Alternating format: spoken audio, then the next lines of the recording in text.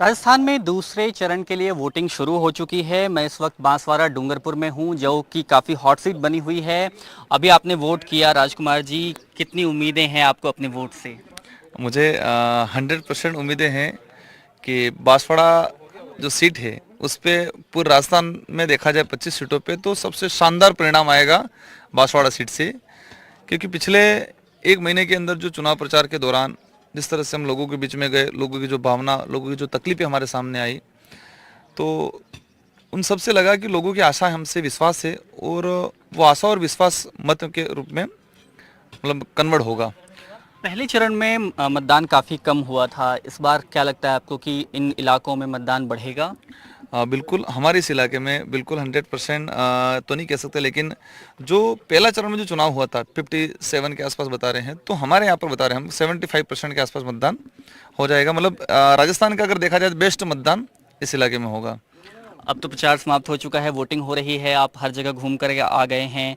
क्या स्थिति लग रही है और बड़ी चुनौती है आपके लिए, क्योंकि भारतीय जनता पार्टी ने जिस तरह से अपने उम्मीदवार को उतारा है, कांग्रेस के दिग्गज नेता रहे महेंद्रजीत मालवीय, अब कितनी बड़ी चुनौती है आपके लिए? देखो लग रहा था बिल्कुल, लेकिन हमें बार बार जनता को हमने याद दिलाया और जनता ने भी अभी मत के रूप में कन्वर्ट करके बताएंगे कि लोकतंत्र है।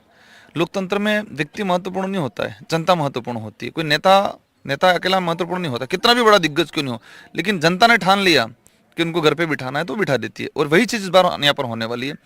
मुझे मेरा जो राजनीतिक जीवन जो रहा है उस समय इसको दौरान में देखा कि जिस तरह से यहाँ भाजपा इन्वॉल्व हुई, पीएम साहब की सभा हुई, मोदी जी की सभा हुई, मोदी जी की सभा में मोदी जी ने जिस तरह से हिंदू मुस्लिम किया, जिस तरह से कमेंट किए, और इसके बाद सीएम साहब के 2 दौरे हो गए यहाँ पर। और मेरी जानकारी में आज तक डूंगरपुर जिले के अंदर 24 घंटा रेगुलर कोई सीएम आज तक नहीं ठहरा है। लेकिन हमारे यहाँ जो जो सीएम 24 घंटा रेगुलर एक होटल में ठहरे और 1-to-1 सरपंचों को बुला के, छोटे मोटे कार्यकर्ताओं को बुला के 1-to-1 मीटिंग कर रहे हैं। इसमें यह चीज़ भी आई, एक कर्मचारी को बुला के भी उन्होंने कहा और वो फोटो भी वायरल हुए। ये एक आरोप खुला, है आपका? हाँ, खुला आचार संहिता का उल्लंघन किया गया है। और जिस तरह से मोदी जी ने भी जो बोला है, हमारे टीएडी मंत्री उन्होंने स्पष्ट बोला मंच पे बड़े सभा में मोदी जी की मौजूदगी में कि राम के नाम से वोट देने इस बार। ये मतलब खुला आचार संहिता का उल्लंघन किया गया है। वो लोग बिल्कुल बौखला चुके हैं इस सीट को लेके और जनता समझ चुकी है, जनता मेरे साथ है और परिणाम आएगा शानदार।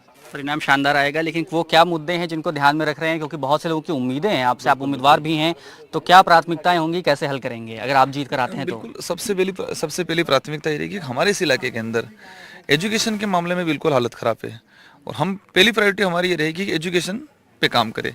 सेकंड चीज़, यहाँ पर गुजरात पलायन बहुत हो रहा है।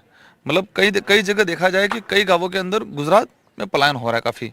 तो हम लोग कोशिश करेंगे कि यहाँ पर रोजगार उपलब्ध कराएं, एग्रीकल्चर के बेस्ट संसाधन उपलब्ध कराएं। तीसरे नंबर पे हमारे यहाँ रहेगा कुपोषण।